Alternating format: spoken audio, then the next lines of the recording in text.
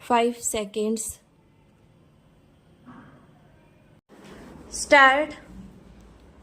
सभापति महोदय, अब मैं आर्थिक मामलों पर आना चाहता हूँ।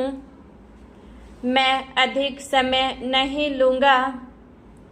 इस बात को सभी स्वीकार करेंगे कि तीव्र गति से हमारी आर्थिक प्रगति हो, इसका प्रबंध किया जाना चाहिए। इसके लिए ऐसा वातावरण बनाने की आवश्यकता है जिससे उत्पादन बढ़ सके, वितरण में समानता आ सके और उपभोग में संयम से काम लिया जा सके।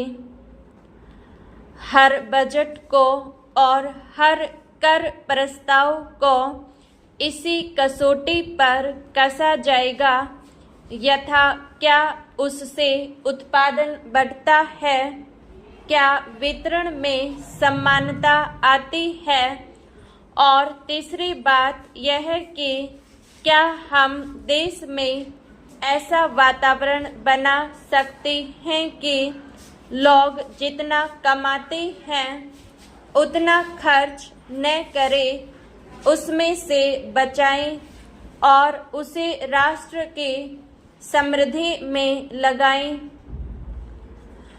अगर इस कसौटी पर सरकार की आर्थिक नीतियां कसी जाए तो मुझे लगता है कि उनमें पर्याप्त सुधार की गुंजाइश है। मैं वित्त मंत्री की कठिनाई को समझ सकता हूँ। विकास की आवश्यकता अधिक धन की मांग करती है। राज्य सरकारें अधिक कर लगाने के लिए तैयार नहीं हैं। वे केंद्र से कर्जा लेकर अपना काम चलाना चाहती हैं। वहाँ कोई वित्तीय अनुशासन नहीं है। यह सारा बोझा केंद्र को उठाना पड़ेगा और केंद्रीय सरकार कठिनाई में पड़ेगी। इसलिए मैं समझता और सुझाव को दोहराना चाहता हूँ कि राज्यों को इस संबंध में निर्देश दिया जाना चाहिए। संविधान के अंतर्गत केंद्र इन राज्यों को निर्देश दे सकता है कि वह अपने साधनों के अंतर्गत अपने खर्च को चलाए, केंद्र के कर्ज पर निर्भर नहीं रहना चाहिए। विशेष परिस्थितियों में कर्जा दिया जा सकता है, लेकिन कर्जा लेकर अपना काम चलाना यह उनका स्वभाव नहीं बनना चाहिए। अपवाद रूप में कर्जा लेकर वह किसी विशेष परिस्थिति का सामना करने के लिए प्रस्तुत हो तो उसका विरोध नहीं किया जा सकता।